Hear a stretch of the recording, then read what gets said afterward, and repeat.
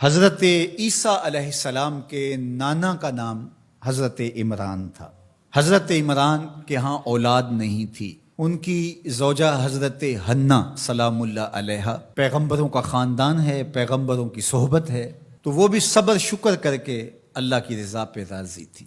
گھر کے صحن کے اندر دوپہر کے وقت چارپائی بچھائے ایک درخت کے نیچے قیلولہ کرنے لگی تو ایک منظر دیکھا کہ درخت پر ایک چڑیا نے گھونسلہ ڈالا ہوا تھا اور اس نے بچے دیے ہوئے تھے۔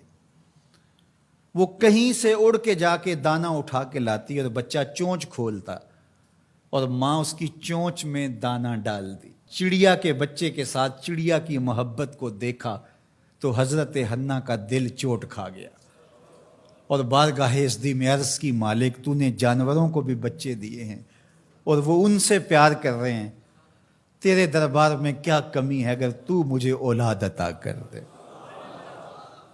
دل چوٹ کھا گیا، دل کی اتھاہ گہرائیوں سے دعا نکلی، عرش تک جا پہنچی۔ اللہ نے حضرت حنہ کو کرم نوازیوں سے مالا مال کر دیا۔ حضرت حنہ نے کہا، اے اللہ جو میرے بطن میں ہے میں تیرے گھر کے لیے اس کو وقف کرتی ہوں۔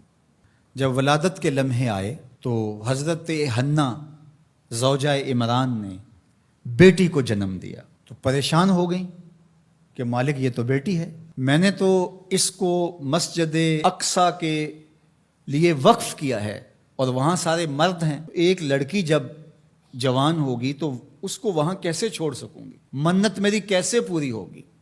بہت پریشان ہوئی منت کی تکمیل کا سوچ کے کہ مالک یہ تو بیٹی ہے۔ آواز آئی، پریشان ہونے کی ضرورت نہیں حنہ، جو تو نے بیٹی جنم دی ہے ایسے تو بیٹے بھی نہیں ہوتے۔ اس بیٹی کا نام کیا رکھا گیا؟ مریم سلام اللہ علیہا۔ بیٹی جوان ہو گئی تو منت یاد آئی کہ اب اس کو بیت المقدس میں ہم نے وقف کرنا ہے۔ پریشانی ہوئی کہ اب 300 حجرے ہیں جن میں مرد ہی مرد ہیں، ایک تنہا عورت کیسے وہاں رہے گی؟ تو یہ سوچا کہ کوئی بوڑھا بزرگ ہو جس کی کفالت میں ان کو دیا جائے تو وہ ان کی دیکھ بھال کرے، ضروریات کو پورا کرے۔ تو بہت سارے لوگ اس سعادت کے لیے تیار ہو گئے۔ پھر قرعہ ڈالا گیا، قرعہ فال نکلا حضرت زکریا علیہ السلام کے نام۔ اللہ کے جلیل القدر پیغمبر اور رشتے میں خالو بھی لگتے تھے، کہا یہ سعادت میرے ذمہ رہی، اور چونکہ ان کے ہاں بھی اولاد نہیں تھی انہیں کہا ٹھیک ہے ہم اسے بیٹی بنا کے اس کا خیال رکھیں گے۔ حضرت زکریا علیہ السلام نے ایک حجرہ مختص کیا حضرت مریم کے لیے اور ان کی ضروریات کو پورا کرتے، کھانا دیتے۔ جب کہیں جانا ہوتا تو حجرے کو باہر سے تالا لگا کے چلے جاتے، افطار کے وقت یا رات کو گئے ہیں تو سحری کے وقت پھر آ جاتے۔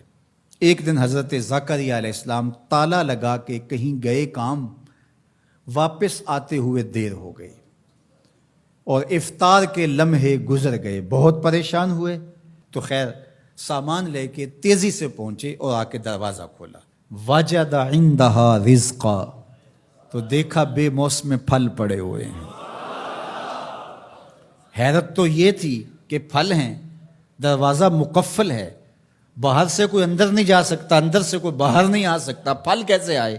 پہلی حیرت تو یہ، پھر پھل بھی بے موسم ہے۔ قالا یا مریم انا لک ھذا، اے مریم یہ کہاں سے آئے؟ قالت ھو من عند اللہ، کہا یہ میرے اللہ کی طرف سے آئے، یہ مجھے میرے رب نے دیے ہیں۔ ان اللہ یرزق من یشاء بغیر حساب، وہ جس کو چاہتا ہے بغیر حساب کے عطا کرتا ہے، اس کے لیے کوئی مشکل نہیں ہے۔ جو ماں کے پیٹ میں بچے کو رزق دیتا ہے، انڈے میں چوزے کو رزق دیتا ہے، وہ حجرہ مریم میں مریم کو رزق نہیں دے سکتا؟ اب حضرت زکریا علیہ السلام کا ذکر آپ نے سنا کہ ان کے ہاں اولاد نہیں تھی اور عمر کتنی ہو گئی تھی؟ 120 سال، اور آپ کی زوجہ کی عمر 100 سال ہوگی، تو اب تو امید بھی ختم ہو گئی اولاد کی۔ لیکن جب بے موسم پھل دیکھے نا تو اندر چھپی ہوئی امید کی موہوم سی جو چنگاری تھی وہ بھڑک اٹھی، اور حضرت زکریا نے ہاتھ پھیلا لیے، ہنالک دعا زکریا رب، مالک جب تو مریم کو بے موسم پھل دے سکتا ہے، میرے شجر عمر پر اولاد کے آنے کا موسم بیت گیا ہے، لیکن مالک کیا تو مجھے بے موسمی اولاد نہیں دے سکتا؟ حضرت زکریا وہیں کھڑے ہو کے دعا مانگنے لگے. معلوم ہوا جہاں رحمتیں اترتی دکھائی دیں وہاں دعا مانگی جاتی. ہم جب اللہ والوں کی قربت میں جا کے اللہ سے دعا مانگتے ہیں تو کچھ لوگ معترض ہوتے ہیں کہ اللہ تو ہر جگہ موجود ہے، یہاں کیوں مانگ رہے ہو؟ مسجد اقصی پاس ہے لیکن حجرہ مریم میں اللہ کا پیغمبر دعا مانگ رہا ہے، وہاں رحمت آنکھوں سے اترتے ہوئے دیکھی. ان رحمت اللہ قریب من المحسنین، اللہ قرآن میں فرماتا ہے میری رحمت محسنین نیکوکاروں کے نیڑے ہوتی ہے. اس لیے ہم اللہ والوں کے قریب جا کے اللہ سے مانگتے ہیں، مالک تیری رحمتیں یہاں برس رہی. ہنالک دعا زکریا ربہ، وہیں کھڑے ہو کے دعا مانگنا شروع کر دی، اللہ مجھے ستھری اولاد عطا کر دے. پھر کیا ہوا کہ کہا گیا یہاں دعا کیوں مانگ رہے ہو، میرے گھر میں آؤ. کہا گیا نبی ہو کے ولیہ کے حجرے میں دعا مانگ رہے ہو، تمہیں کچھ نہیں دیا جائے گا. نہیں، سنو قرآن سنو. فنادتہ الملائکہ، فرشتے آ کے پکار کرنے لگے. کب؟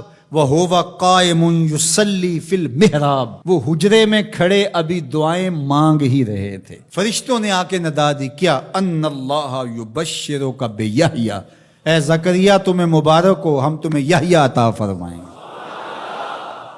اولاد مانگی ہے تو یحییٰ ملے گا، لیکن اکیلی اولاد نہیں مانگی، ذریۃً طیبہ، ستھری اولاد مانگی ہے، پاک اولاد مانگی ہے. تو مصدقاً بکلمۃ من اللہ وسیداً وحصوراً ونبیاً من الصالحین، جو بیٹا دینے والے ہیں وہ کلمت اللہ کی تصدیق کرنے والا ہوگا، سردار ہوگا، عورتوں سے الگ رہنے والا ہوگا اور پیغمبر ہوگا، صالحین سے نبی ہوگا، یہ شانوں کا مالک ہوگا. فوراً دعا قبول ہو گئی. یہ ہے کرامت سیدہ مریم کے حجرے میں بے موسم پھلوں کا ملنا اور وہاں دعاؤں کا قبول ہونا.